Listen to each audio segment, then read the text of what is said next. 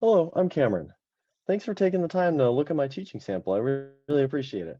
Today I'm going to be working through a systems of equations question.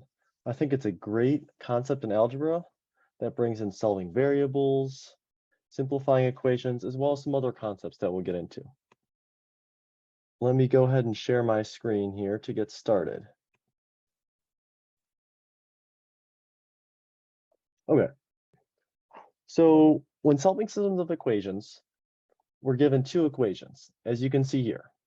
We have 3x plus 4y equals negative 23, and we have 2y minus x equals negative 19. Now the question's asking us, what is the solution xy as an ordered pair to the system of equations above? Now this was pulled from a practice test, so they give us some options here, but we're going to work through and solve this question.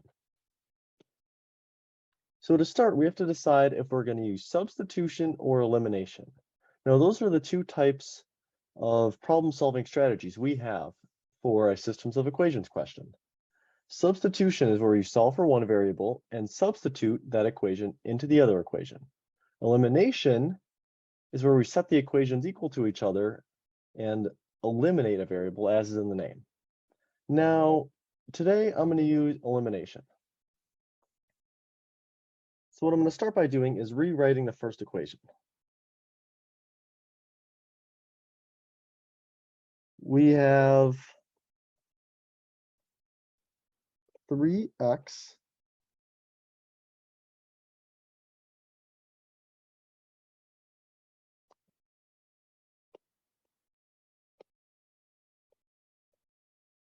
plus 4y equals negative 23, and that's our first equation. Now what I'm going to do is I'm going to rearrange the variables in the second equation. So we have our x's lined up and our y's lined up. So since we had a minus x, it's going to be a negative x plus 2y equals negative 19. All right, and all I did was flip the negative x and the 2y. Everything else is the same. Now I'm taking a look at this, and I think the easiest thing here to eliminate is going to be the y's. And we have 4y on top and 2y on the bottom. What I'm going to do is I'm going to multiply the bottom equation. We can do that if we multiply both sides to keep it the same. So I'm going to multiply this side times 2 and this side times 2. Now we have negative 2x, so we multiply that by 2, plus 4y equals negative 38. We multiplied everything by 2. And this is our new equation multiplied by 2. Okay, so what I'm going to do now is move this over to the side. We have this equation, and we have our 3x plus 4y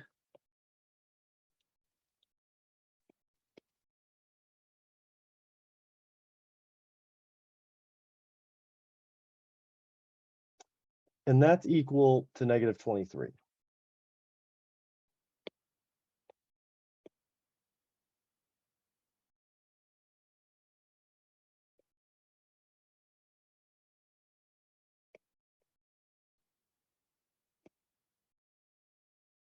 So now I'm going to subtract this whole equation.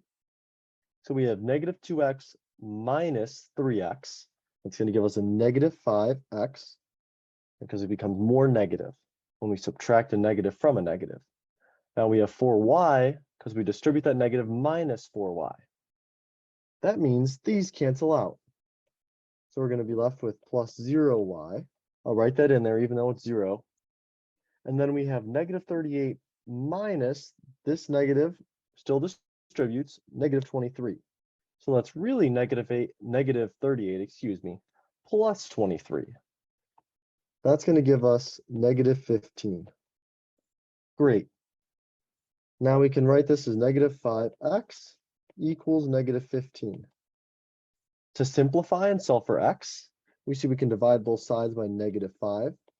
We don't just divide by 5 because we want to get rid of that negative as well. And we have x equals negative 15 divided by negative 5. Those negatives go away. 15 divided by 5 is 3.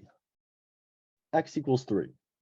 Awesome. Now, if this was a test, we could see that it's answer choice B already, because none of the other ones have X equals 3. But let's go back and solve for Y. We'll take our first equation, which was 3x plus 4y equals negative 23. And we know that x equals 3.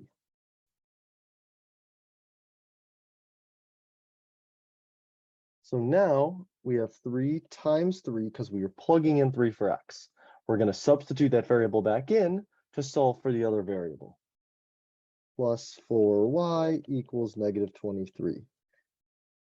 3 times 3 is 9, so we have 9 plus 4y equals negative 23. We want to solve for that variable, so we're going to subtract 9 from both sides because we want to get the variables by themselves on one side. Now this means we have 4y equals negative 32. Because we have negative 23 minus 9, it becomes more negative.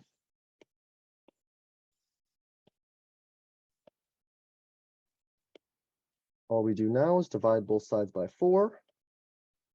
And we get y equals negative 8. Which checks out again with our answer. And we have 3 for x, comma, negative 8 for y. And that right there is our solution. Now, at the end of sessions, I like to move over to a key takeaways document. Now here, I have the question in there. I have examples. There's a screenshot I made of substitution and elimination, explaining the differences, as well as the problem type, which is algebra systems of equations, and a summary of what we did, which I already wrote, but I would write together with the student in the session. So we decided whether to use substitution or elimination depending on the equations that we were given. And based on what we had here, we used elimination. Next, we simplified until there was only one variable remaining. We solved for that variable and then substituted it back in to the initial equation to find the second variable. Now, it sounds like a lot of steps, but with practice, this process really becomes pretty simple. It's a great thing to learn, and I look forward to working with you in the future.